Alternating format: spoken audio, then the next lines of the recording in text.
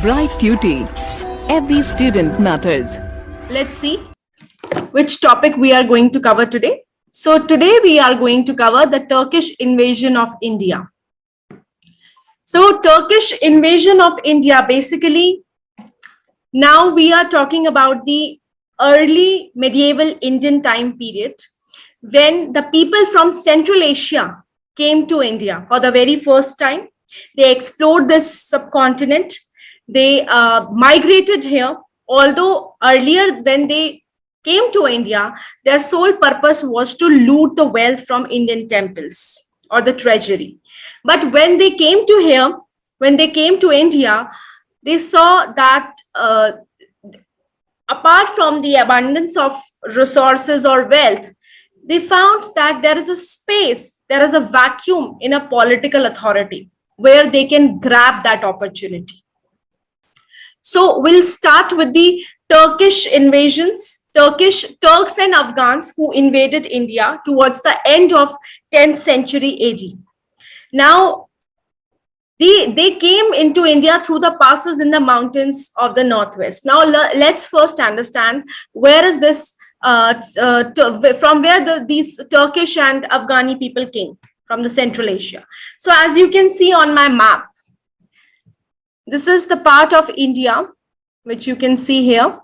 This is present-day Pakistan, but earlier, during the medieval time, this whole was a part of Hindustan only. And I'm talking about the Afghans and Turks. So basically, Turks came from this place and Afghans place from this place. This whole is Central Asia. This is all part of Central Asia only. So Turks and Afghans, they came to India like through this way from northwestern part of the subcontinent. Here on the right hand side map, you can clearly see the image of India and how it is near to the Central Asia, just adjoining the parts Afghan. Here you can see Iran. So from these places, the Turks came to India and Afghans came from Afghanistan. And as you can see on the map that they are coming from this side.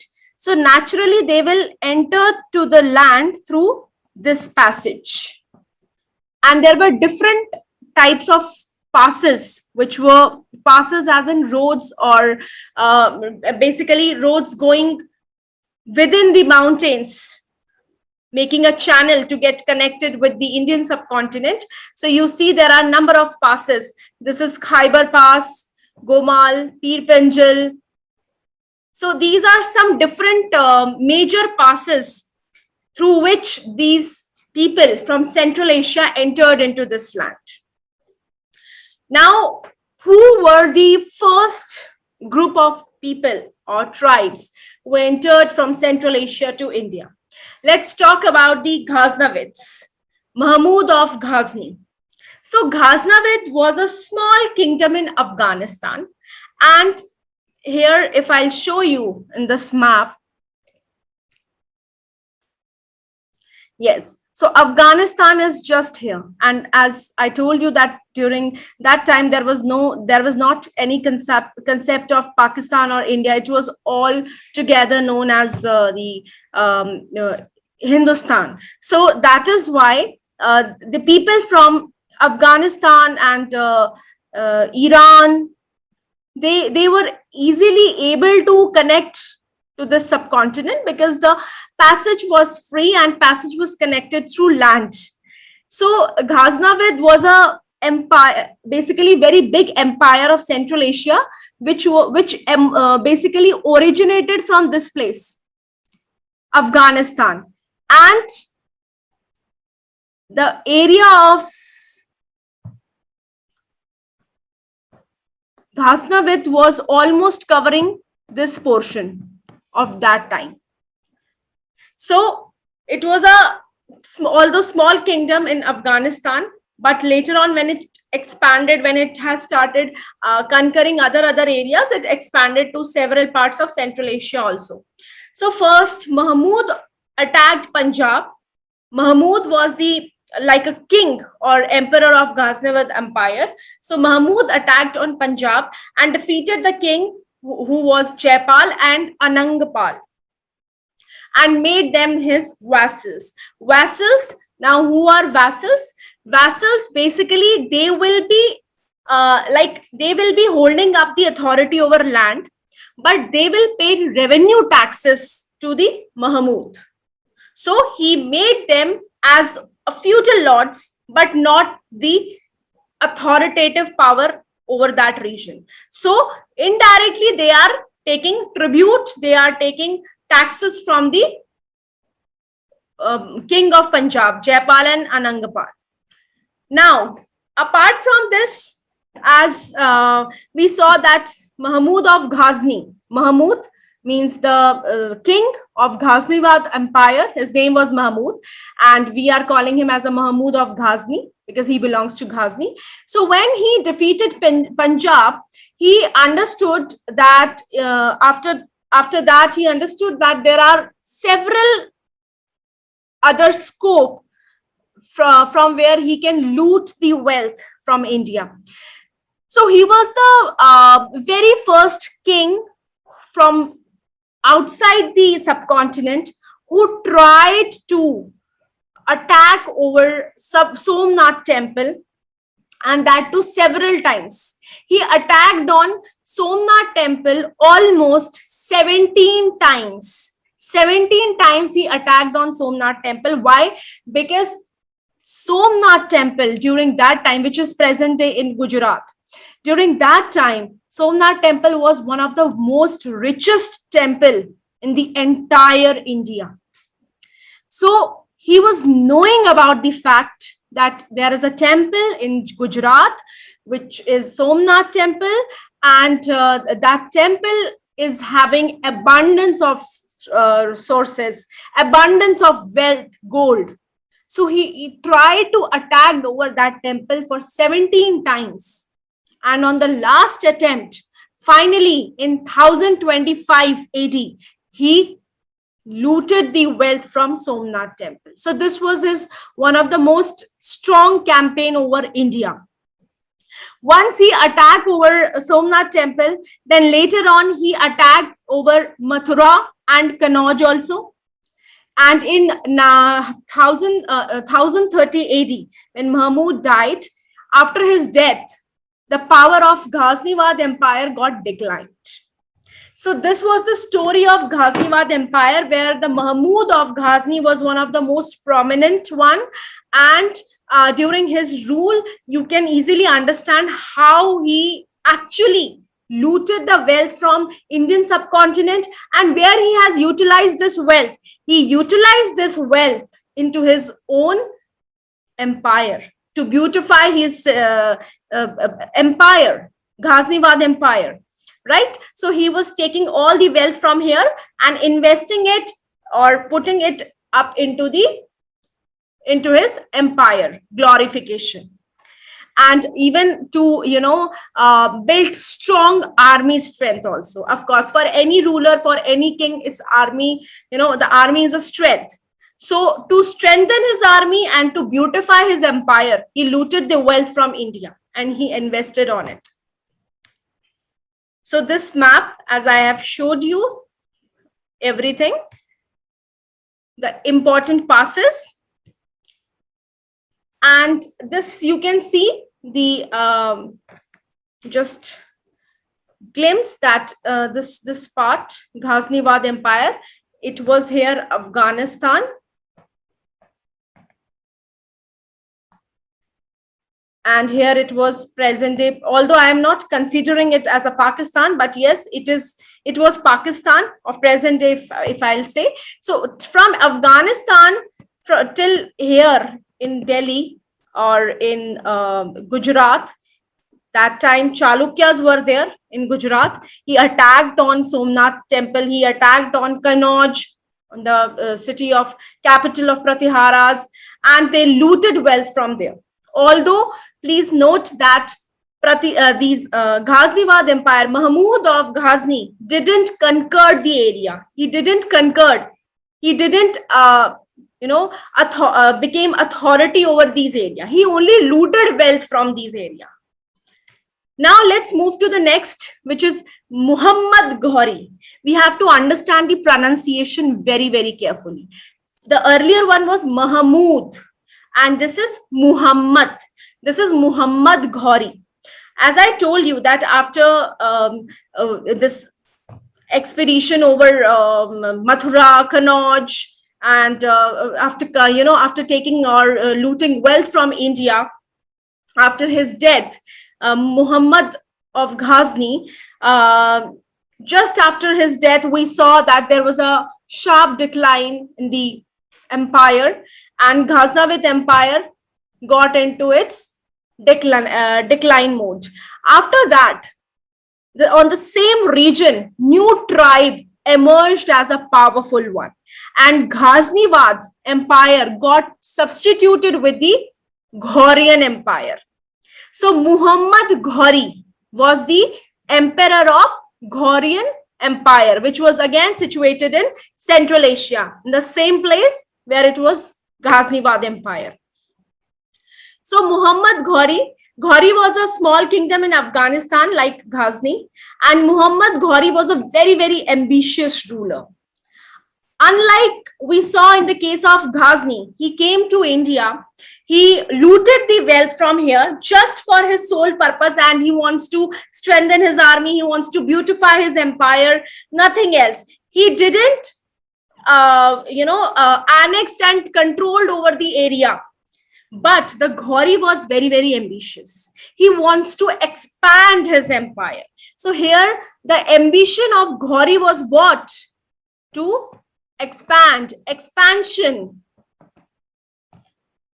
So when he came to India, when he tried to make attempt to conquer the areas of the subcontinent, he was having a very big rival, and that was Prithviraj Chauhan.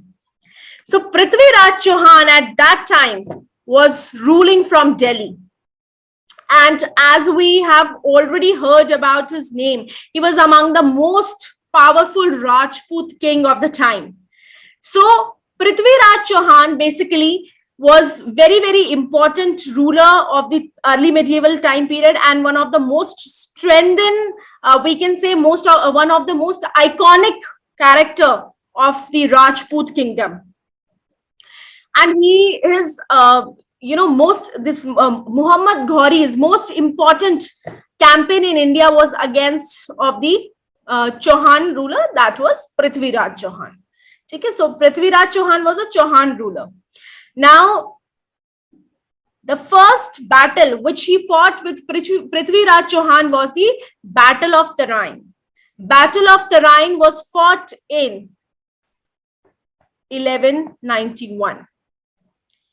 In 1191, when they fought Battle of Tarain, that Muhammad Ghori was defeated by Prithviraj Chauhan. So in first battle, Muhammad Ghori got defeated by Prithviraj Chauhan. But when again, in the second Battle of Tarain, in the second attempt, which was in 1192, again Ghori tried to conquer the area of Delhi, basically, because at that time Prithviraj Chauhan was ruling from Delhi. Delhi was his capital. So when he tried to attack on Delhi for the second attempt, he got succeeded. In second Battle of Tarain, Prithviraj Chauhan got defeated by Muhammad Ghori. And after that, Muhammad Ghori established his power or his control over Delhi also. But Ghori, as I am telling you, was very, very ambitious ruler. He never stayed or he never ruled directly over the area where he conquered, which he conquered. The area which he conquered, he always left behind his governors, governor generals, to take care of that area. He never directly ruled over those areas. There are governor general who take care of those areas. So here now in this situation, in this case, we saw that in Delhi, basically Muhammad Ghori left his governor, whose name was Kutubuddin Aibak. Qutbuddin Aibak. And Qutbuddin Aibak, after the death of Muhammad Ghori, he established Delhi Sultanate. The very, very first dynasty which was established under Delhi Sultanate was the slave dynasty or Mamluk dynasty, which was established by Qutbuddin Aibak. And who was Qutbuddin Aibak? He was basically slave who later on got converted into governor of Ghori, Muhammad Ghori, and who was having control over Delhi. So just after his death, he took the advantage and he started ruling from Delhi. Now, apart from this battle of Tarain, let's look into the important campaigns of Muhammad Ghori in Indian subcontinent. So after that, he did not stop and he defeated the king of Jaichand, who was from Kannauj, and it was in the Battle of Chandavar. Battle of Chandavar, another important battle where he fought with the Kannauj king, whose name was Jaichand, and after that only he after his death, there was the establishment of Mamluk dynasty or slave dynasty in Delhi. Basically, Ghori was not, it was not a natural death of Ghori. He got murdered. So this was the story of Muhammad Ghori. So through this, we can easily understand that these Turks, although this the Mahmud of Ghazni and Ghori, they are not specifically, we can say, the people who are coming here and who are establishing their big empires, but they are the people who initiated first to enter into this subcontinent and who tried to get indulge with the society which was existing here. So Mahmud of Ghazni was having different perspective to attack over India, and Muhammad Ghori was having different perspective. As I told you that Muhammad Ghori was very, very ambitious ruler. So he expanded his empire, he entered into India, he established his control over Delhi, Kannauj, the important areas, region, which were earlier under the regional kingdoms. And for those areas, the powerful regional kingdoms were fighting with each other. So those areas came under the control of Muhammad Ghori. So you can imagine that why Delhi Sultanate established in 1206, because ultimately the powerful region came under their control, the northern part basically.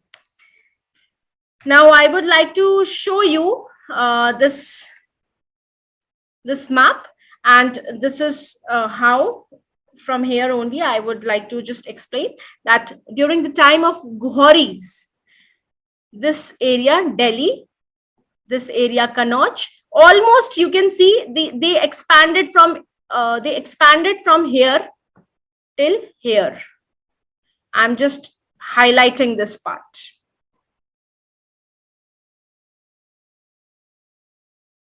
This whole area came under the control of Ghori, and not the indirectly. He was having campaigns, he was attacking, he was annexing the lands, and there he was putting up his governors general.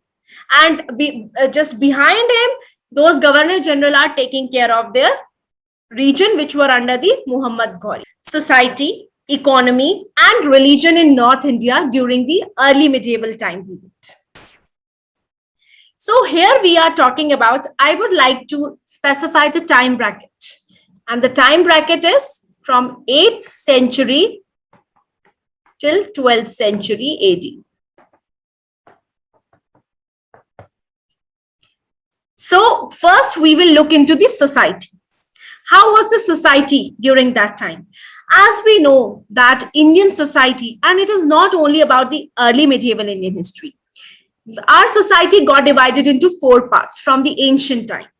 And that is, we know clearly, Brahmins, Kshatriyas,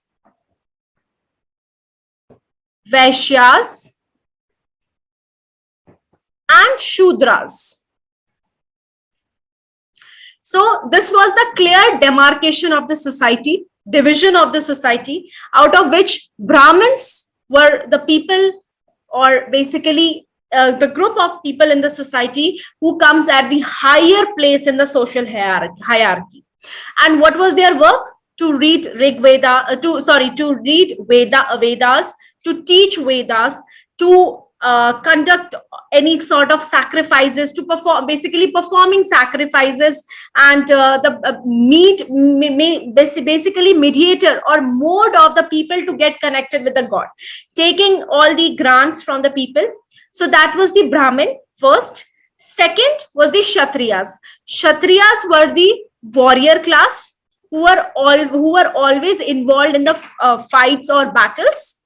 All the rulers or the kings, emperors, all the big emperors, they all comes under the Kshatriya category, Kshatriya caste. Then there were Vaishyas. Vaishyas were basically merchants or the people who were involved in the trading activity. So they all comes under the Vaishyas. And Shudras were the last at the hierarchy, who were very much suppressed by the upper four caste, basically upper two caste. And Shudras were there in the society to serve upper three caste. So they got discriminated very badly, and untouchables were basically Shudras only, who were treated very badly in the society. They were not allowed to read Vedas, to learn Vedas, or to enter temples, to go anywhere where these three castes are, where all the people of all these three castes are there. So the places were also demarcated clearly. So this was the caste system of that time. Now, what is the concept of Brahmadeya? Brahmadeya, or land grants to Brahmins. So land grants to Brahmin, basically when we see, Brahmins used to perform various sacrifices, basically help in performing sacrifices. Now, who used to perform sacrifices? It was Kshatriyas.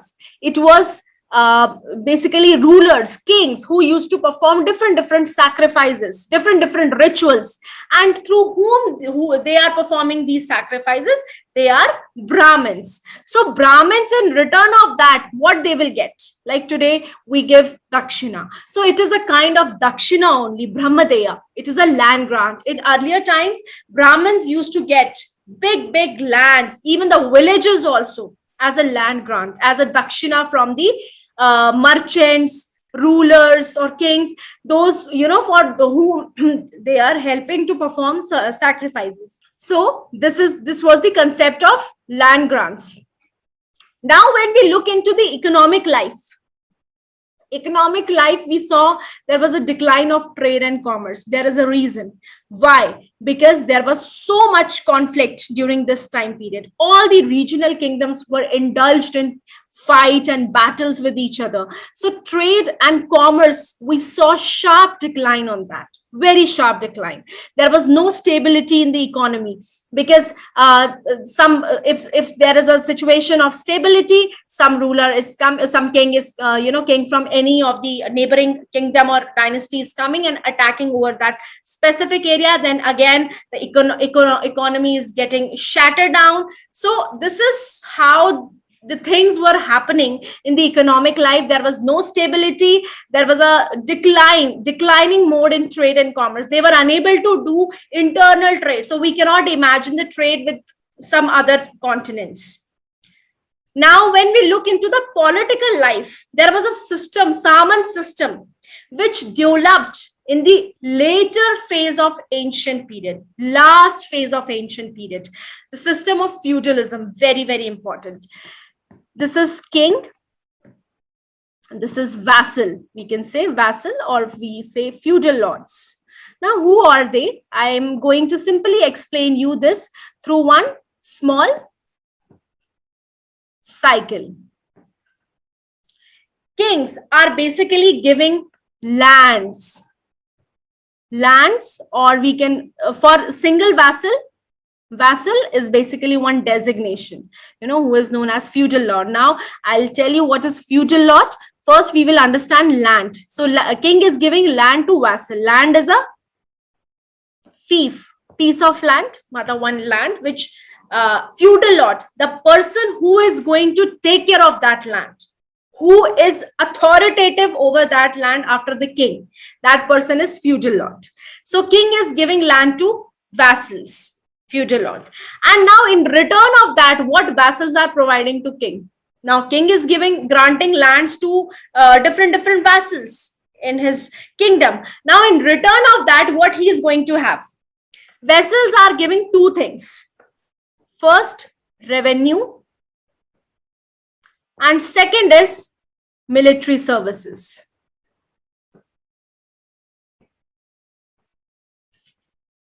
And under this vassals who were working, there were serfs. Serfs, basically the people who are actually working at the ground level, the people who are doing agriculture, who are producing the crops. So serfs are doing at the ground level, and vassals are basically there as a main coordinators who are going to coordinate with the king.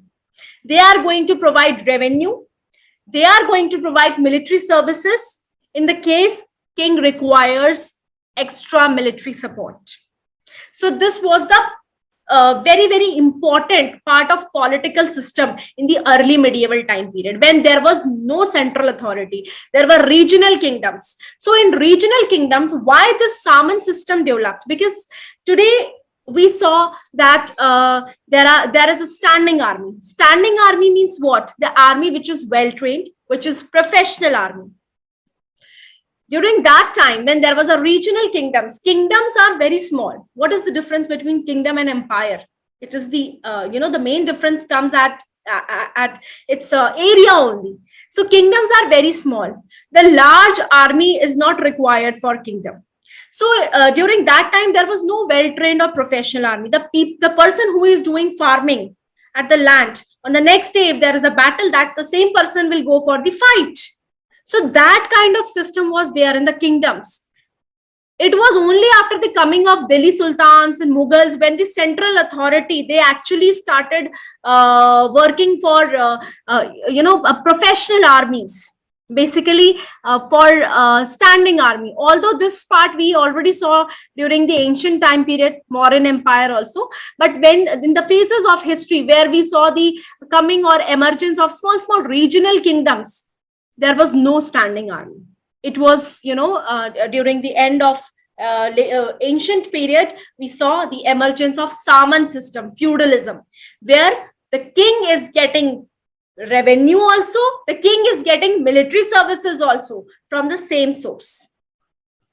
Now, this kind of system was very big drawback for the central authority. The king is sitting at the center, at the capital, and he has allotted different lands to his vassals, those who are taking care of it, those who are generating revenue out of it, and even supporting king in his tough times through providing military services. But what happens? These vassals are very much connected to their lands, very much connected to the people of those lands. So in that case, what happens? Vassals sometimes become so powerful and independent that they replace the authority of king. And the connection between king and the peasant has been lost. Why? Because there is a mediator. That mediator is vassals, feudal lords. So this was the situation of political life. So we saw that society was also, it was same. The Shudras, the untouchables were in a very pathetic condition. Economic life was also declining. Political life was, that was also not very much stable, and it was also weakening due to the Saman system. And why these things were happening? Because there is no big or, the empire. There was no empire at that time in Indian subcontinent. There were all small regional kingdoms. There was no central authority. Central authority means there was no main central power. It was all divided into small chunks. And we always say, and it is believed, that unity is a power. So there was no unity among all these regional kingdoms. Now let's look into the religion. There was existence of Buddhism and Jainism during this time, that we cannot deny. And yes, as we saw in our previous sessions also, Rashtrakutas, when we talk about Rashtrakutas, devotees of Shiva, when we talk about other kings also, other kingdoms also, they were devotees of Hindu deities, god and goddesses. So among those god and goddesses, the prominent one was Shiv and Vishnu. So there was a culture, there was a trend of Shaivism and Vishnuism which developed during this time in the early medieval phase. And this we can trace from different archaeological sources, through different monuments we can see, through different literary works we can see, that people during this time were more often, they were devotee of Shiva, either of Shiva or of Vishnu. And now we will come into the music. Music, definitely rulers are very, very big patrons of art, or we can say literature, architecture. So when we talk about art, music is, again, it's a form of art only. They were fond of music. And Jayadev was a gifted poet and musician and the author of Gita Govindam, very, very important poetry book of the time. So Jayadeva was one of the most important poet of the time. And like that, many other poets came. And we can see the evidences of poetry through the literary works, through many literary works. When we talk about art and architecture, during this time, lots of evidences, archaeological evidences we saw of irrigation work, we see of artificial lake. Irrigation work is what? When there is when there is no availability of water, artificial water is provided to that area. And specifically, this thing happened today also in the western part of India. Basically, Gujarat, Rajasthan, even the Deccan part, Maharashtra is also covered. Here, the amount of rainfall is not in an abundant amount so that the crop production can be done. So in that case, artificial water requirement becomes necessary. So artificial water requirement completes with the task of making of canals and connecting those canals with the main river channel or other water source. So that is what we call as irrigational work. Artificial lakes, and there were victory towers, arched gateways as in these kind. This is what we call as arched, when there is this curvaceous kind of design. So this is arched gateways, which we saw first time with the coming of early medieval Indian history.